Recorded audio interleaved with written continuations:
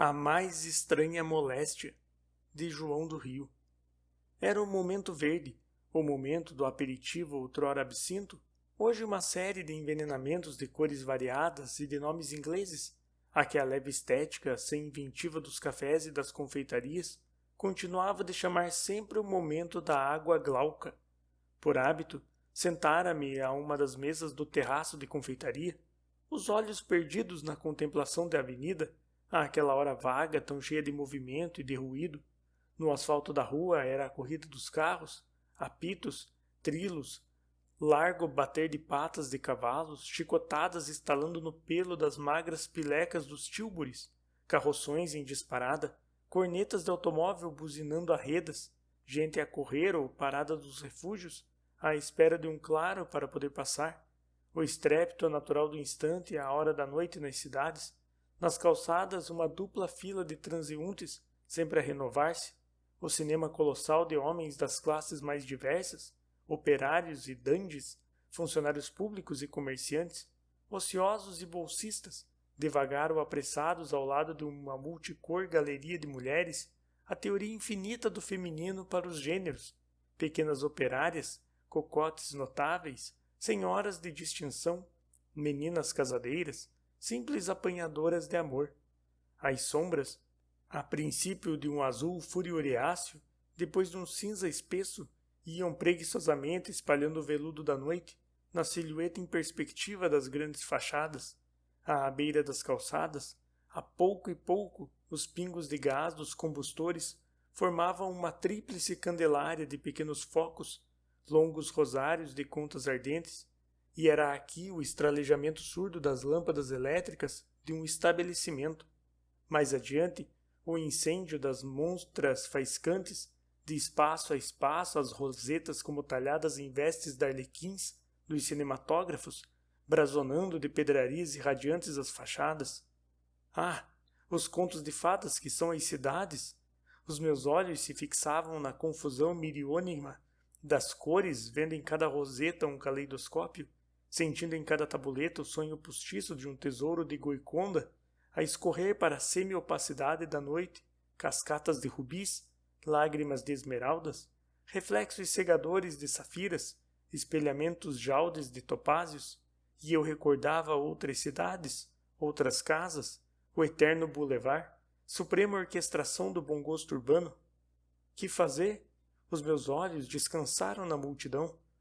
Algum tempo depois reconheci, como tendo perdido alguma coisa, os olhos à procura, o nariz ao vento, o delicado Oscar Flores, um ente muito fino, muito sensível, do qual diziam horrores, e que de resto parecia ter na alma um fatigante segredo.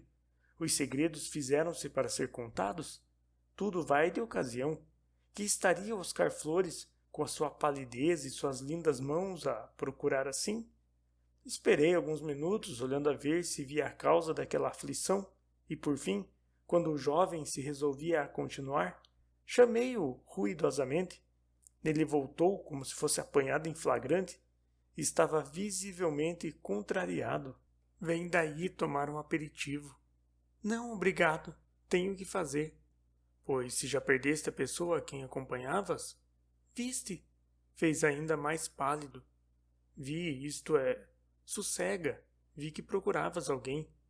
Ele teve um suspiro, deixou-se cair na cadeira. Já agora tomava um coquetel. O seu caso, porém, era outro, e fechou-se num silêncio nervoso, cortado de sobressaltos, aliado de mim, o seu habitual silêncio em todas as rodas, como sempre à espera de um sinal misterioso para partir e desaparecer. Olhei-o então com vagar. Era encantadoramente lindo, com o seu ar de adolescente de veroneso, a pele morena, o negro cabelo anelado. Como devia ser feliz assim, rico e belo, com a sua bengala de castão de turquesa, a gravata presa de um raro esmalte, a atitude inquieta de um príncipe assassino e radiante, o Oscar Flores, e falavam tanto mal dele. Disse-lhe íntimo e confidencial: Então, Oscar, onde estás? É por isso que te caluniam? Ah, tomou sorrindo.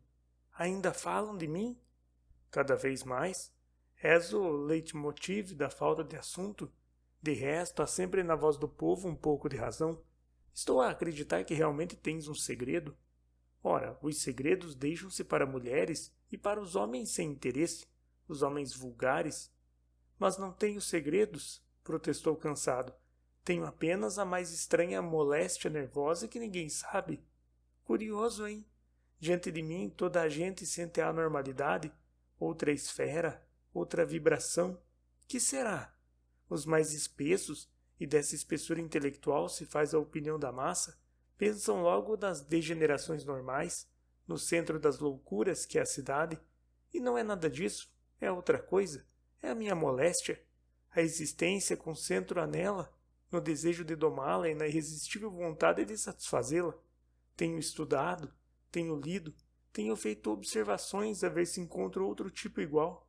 Absolutamente impossível. Tomou outro gole de coquetel com evidente prazer, sorriu mais acalmado. Todos pensam que é um segredo porque ninguém imagina, e eu sofro desde criança. A princípio, na mais tenra idade, apareceu como escandalosa precocidade. Até a adolescência tive-o como um crime horrível, castigo e prazer do pecado. Com a razão, porque eu sou um sujeito muito razoável e muito refletido, vim a descobrir que era um desequilíbrio dos sentidos, a exaltação lírica, o desenvolvimento assustador de um dos sentidos, capaz de dominar os outros, submetê-los e virar aos poucos em fonte de todos os prazeres, em único foco das sensações agradáveis, em tirano da impalpável luxúria.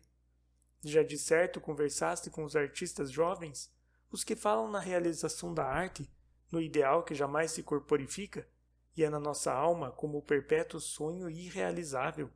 A minha moléstia, o meu desequilíbrio, o império de um único sentido no meu organismo, e nesta sensibilidade caldeada numa ascendência de requintados, deu-me da vida íntima uma prévia noção incorpórea, deslocou-me para um mundo de fantasia exasperante, fez-me o lascivo da atmosfera, o gozador das essências esparsas, o detalhador do imponderável, o empolgado da miragem da vida.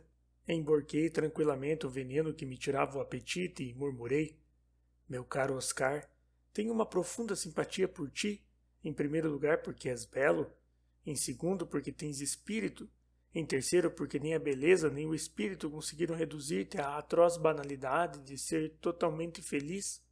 Daí o poder ouvir sem comentário todas as narrativas lindas com que me queres honrar.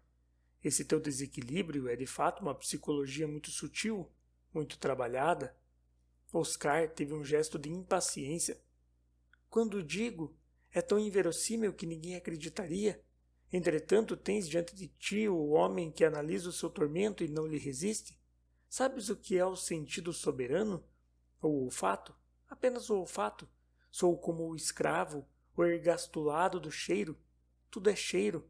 É o cheiro que guia, repele, atrai, repugna. O cheiro é o condutor das almas. As nossas impressões são filhas do cheiro que atua como a luz, e muito mais, porque há cegos, e não há ser vivo que não respire e não sinta o cheiro. O cheiro plasma, porque está no ambiente. Os caracteres dos homens são feitos de essências.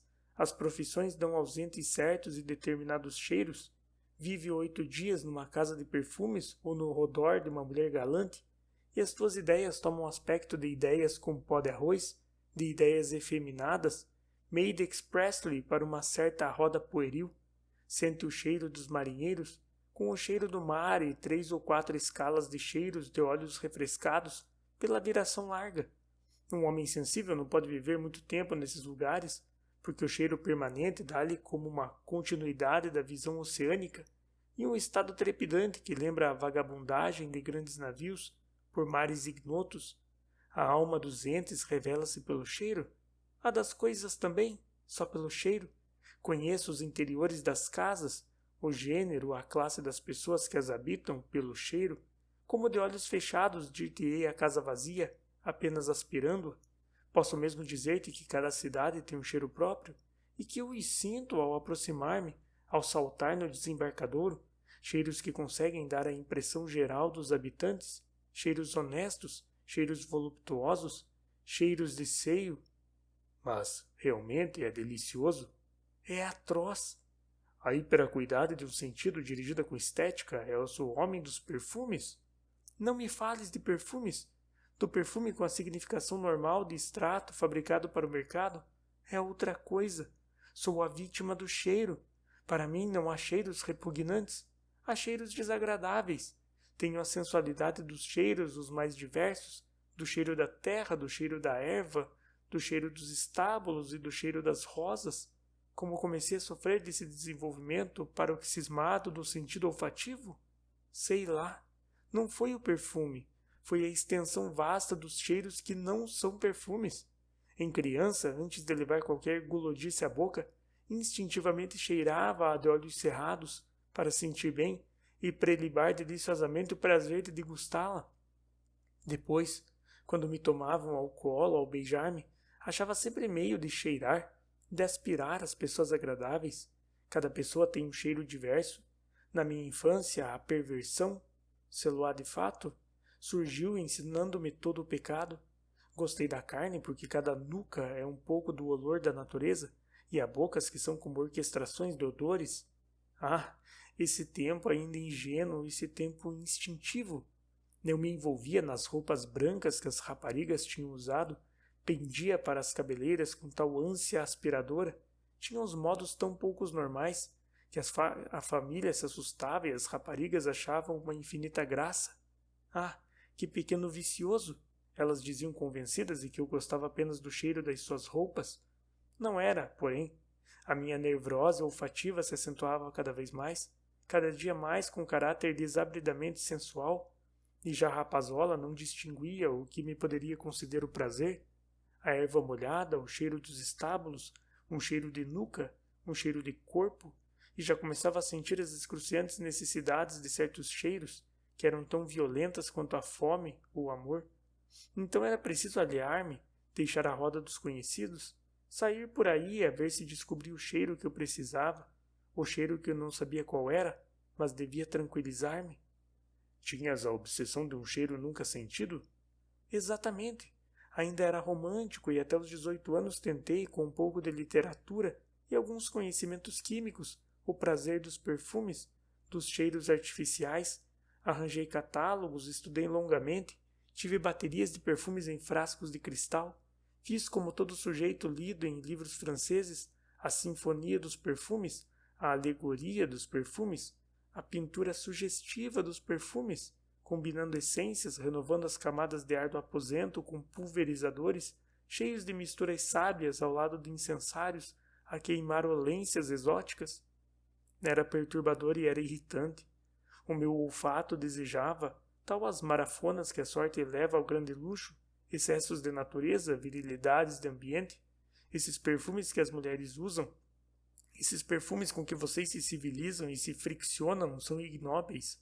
Na composição química da enorme quantidade por mim aspirada, senti apenas que poderia fazer um catálogo, dividido em classes de almas, a diversa temperatura.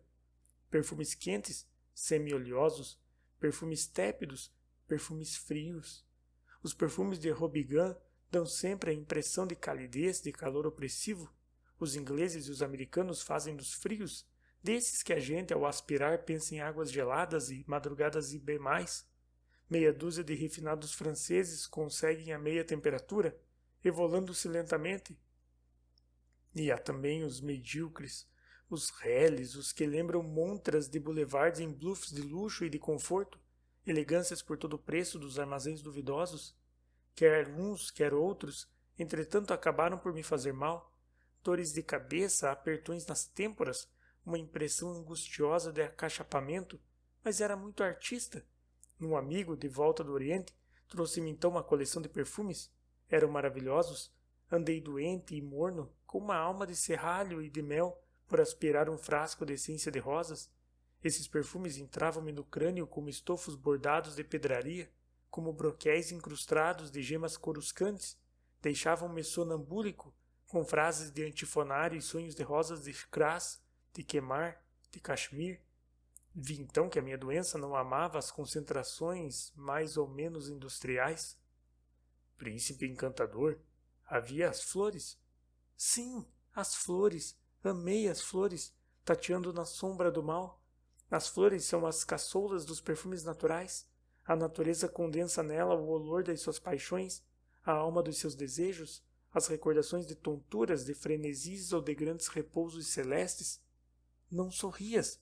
O que eu sinto não o dizem palavras. É preciso descobrir frases prismáticas como certos cristais e vê-las à luz do sentimento que percebe para além das coisas visíveis. Os deuses gostavam de perfumes? O perfume exorta e exalta. Por que lisonjear os deuses com perfumes se não tivéssemos a ideia do sacrifício, do grande pecado da natureza que ele representa? Há flores cujo perfume é cínico, outras cujo cheiro é banal, outras cujo olor se celestiza, outras ainda que nos dão desesperos de carne. É possível ter à lapela uma gardênia sem sentir cefalgias horas depois? É possível cheirar certas rosas sem odiá-las? Mas, meu querido, procuras apenas pretexto para dizer coisas infantilmente interessantes. Olha que antes de ti, outros estetas falaram. Odiar as rosas? Sim, odiá-las. Há flores carnudas, as rosas rosas, as rubro-negro como sangue coagulado, que a gente aspira, absorve o odor, cheira, cheira, e depois estraçalha com ódio porque prometem mais do que dão, porque deixam em meio o gozo, não nos completam o prazer anunciado pelo cheiro. Ah, essa aflição que dá aos sentidos o cheiro de algumas flores, as violetas cujas emanações são como sons de violino em noites de luar, as tuberosas crispantes de cio, as rosas chá, que cheiram como carnes morenas, o resedá, a flor do resedá, que o Fezensac cantou idiotamente num trocadilho, e que entretanto guardam um frio e exasperante odor de germe infecundante, cheiro de marfim raspado, e para notares a correspondência de cheiros idênticos, nas coisas mais diversas, a flor que cheira a marfim é também cheiro do resumo do cheiro inicial da vida, irmão odor do odor da semente criadora, estranhamente perdida entre as ervas. Oscar caíra no abatimento. Eu começava a temer o delírio. Então, se não amas os perfumes que te fazem mal, se odeias as flores que te exasperam, em que consiste o desproporcional domínio do olfato sobre os teus sentidos? É de certo um estado de anemia, uma grande fraqueza que te adoece e te faz sensível aos odores. Não amas os cheiros? Temes todos os cheiros desde que eles se especializam, se individualizam? Ao contrário, fez de novo animado. Ao contrário, tenho entre mim e a vida comum como o véu de talagarça espessa, e tudo quanto na vida se faz, eu sinto pelo cheiro, pelos cheiros como um céter humano, amarrado à corrente da conveniência. É a existência de miragem olfativa, uma existência em que os cheiros visionam ambientes, descrevem as almas dos tipos que me rodeiam, dão-me sensações de cor, porque há odores de todas as cores, de sons, de músicas, porque cada cheiro é como um som diverso, e o cheiro da baunilha é bem uma nota abemolada diversa do cheiro do cravo vermelho, esse sustenido de clarim, de gosto, porque os cheiros têm gosto, de excitação, porque todos os sentidos calcados por tamanha cuidade vibram a arcada furiosa de um desejo incompreensível, perpétuo, demoníaco, no meu pobre corpo. Oh, não estejas a olhar para mim assim irônico. Há uma íntima correlação entre as sensações do homem normal, que o faz amar a harmonia das coisas e o faz pensar na beleza esplendente, quando ele ama e sente assim, na floração da arte, que é o arrimo da vida, minhando o seu pensamento sutil e vaga essa misteriosa afinidade, entrelaça os sentidos, para que o homem sinta numa curva de anca a música das linhas, na carne de uma espada ou o perfume da rosa, no entreabrir de um lábio o sabor dos frutos, na criatura que se desnuda o bruto, desejo cego, caos das sensações, quando é como eu, porém vítima de um só sentido, morbidamente absorve os outros e leva louco, no delírio perpétuo, a tentar reaver a harmonia. Daí, fez Oscar afastando nervosamente o coquetel em meio. Daí para a minha sensibilidade compreender que a natureza é inconsciente, que todos esses perfumes ela os espalhou brutalmente, desvairadamente, e que só um instante a razão lhe voltou, quando fazia carne, quando criava a criatura, onde todos os cheiros da terra se encontram em suaves nuances. O que eu amo é o olor da carne, sempre uma orquestração, uma sinfonia de recordações de outros cheiros, o cheiro das bocas, o cheiro dos cabelos, o cheiro das nucas, o estonteante cheiro das axilas. Há cabelos, sabe? que relembram o aconchego harmonioso dos ninhos dos pássaros, cabelos em que a gente se perde como num imenso oceano de oleâncias reparadoras, cabelos musicais que fazem pensar em manacás e magnólias, cabelos que são o tecido de todos os cheiros reconfortantes. Há carnes doiradas, carnes feitas de leite e sangue de cerejas, que ao aspirá-las pensam pobre no descanso dos bosques, em ragais, em fraldas rústicas, em grandes abraços pagãos sobre as liras. E as bocas? Já reparaste nas bocas? Há bocas quentes e frias, bocas sem cheiro algum, e bocas que, quando falam junto a ti, têm um cheiro íntimo de rosa murcha, quando te beijam parecem feitas de pétalas de rosas, e quando as sugas transfundem a alma como uma essência especial, que parece o mel feito de todos os perfumes dos campos. As criaturas são as ânforas da harmonia dos cheiros. Cada carne tem o seu corpo ódico que é o cheiro. Cada ser faz-me sentir a alma pela veste incorpórea do cheiro, desse cheiro que cada um tem próprio e jamais igual ao do outro, do cheiro que se procura para aquietar e amar. Realmente, com um pouco de toilette, cada qual faz o seu cheiro. Não, não é isso.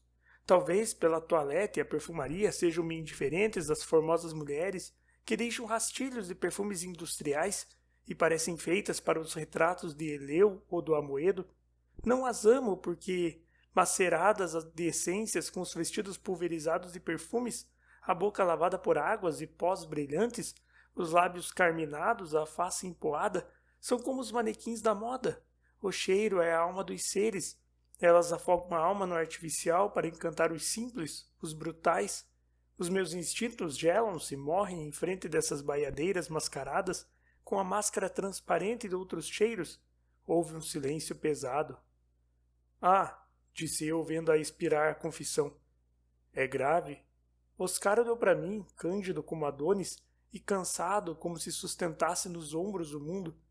Por isso, murmurou, procuro, é horrível, procuro as criaturas simples, as que não se perfumem, as que ignoram o postiço ignóbil da civilização e guardam o próprio cheiro, as crianças, as adolescências rústicas, as criaturas que saem do banho brilhando mais e cheirando mais, os que não sabem se cheiram bem porque pensam que o cheiro é a falsificação dos perfumistas, um lindo corpo, um corpo branco, cor de leite, que tem todos os suspiros campinos das bobinas, dos malmequeres, das margaridas, o sonho casto das violetas brancas e o anseio tranquilo, o cheiro animal de qualquer coisa que se não sabe. Um corpo moreno, feito de um raio de sol, guardando a carnação das rosas e o cheiro da lascívia, beijar corpos assim, aspirá-los, é quando há a simpatia do cheiro, que o irmanamento das almas, tudo quanto toca fica com o seu cheiro, o lenço esquecido, um pedaço de móvel, parta ela, desapareça, cheira aquele pedaço. O poeta sensual já escreveu, ela andou por aqui, andou, primeiro, porque há vestígios das suas mãos, segundo, porque ninguém como ela tem no mundo este esquisito, este cheiro suave, e é, de chofre, a calentura do cheiro dela, uma onda de gozo nos transmuda, faz-nos reviver delícias e nevroses da gama que se acordava com o teu desejo, e a música mortal, que digo eu, a roupa, os trastes, não, basta o lábio cansado de roçar, basta o contato das mãos pelo seu corpo, nós não conhecemos a própria alma, porque não sentimos o nosso cheiro, enigmas para nós mesmos indecifráveis, o cheiro dos outros fica, impera, de volta de um cheiro amado, é cheirar as mãos e sentir o olor do amor como um velador nos próprios dedos? Ah, não, e dizer-te que eu uma vez, há 4 anos, senti esse cheiro, o cheiro do meu amor, numa criatura miserável, dizer que não me lembro das suas feições pelo muito que me lembro da completa satisfação do meu desejo, dizer que nunca mais a vi, que a procuro e jamais a encontro, como queres tu que eu ouça as conversas idiotas? Como queres tu que pense noutra coisa? Vou em busca do meu perfume, do perfume que amo, da alma desse sonho e do corpo dessa alma, e degringola a razão, a moral, respeito da sociedade, rola o abismo dos lugares pouco distintos, dou-me a relações pouco brilhantes, aspiro todos os corpos à espera de um dia encontrar o perfume incomparável, a essência doce dessa carne de ouro. Curioso. A mais rara moléstia que ninguém sabe. De repente, porém, os seus olhos chisparam. Ergueu-se, sorriu. Espera um instante. Sumiu-se apressado. Eu também sorri então. Não voltaria? Alguém passara que se parecera com seu cheiro? Pobre rapaz. Talvez fosse na desvairada luxúria o grande sensual do ideal. E talvez não. Talvez fosse um louco. Somos todos loucos, mais ou menos. Foi então que vi serem 8 horas. Como o personagem do poema, Oscar procurava novos perfumes no seu cheiro ideal e os prazeres não sentidos, sempre mais amargos e menos consoladores. Ergui-me. Já em toda a avenida, centenas de lâmpadas elétricas acendiam a sua grande extensão no clarão da luz, a mensagem da verdade visível.